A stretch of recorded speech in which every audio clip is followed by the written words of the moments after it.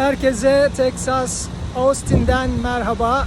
Şimdi 6 katlı bir binanın çatısından sizlere sesleniyorum. Arkamda görmüş olduğunuz makinelerden birinin kompresörünü değiştirdik. Yaklaşık 4-5 saattir çatıdayız.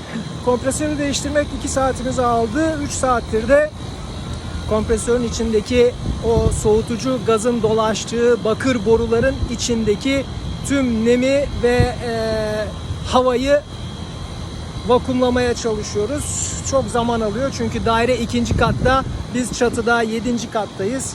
Dolayısıyla çok uzun bir hat ve zaman alıyor. Bu arkamda görmüş olduğunuz makineler ise sadece binanın bir cephesindeki dairelere ait makineler. Herkese saygılar sunuyorum.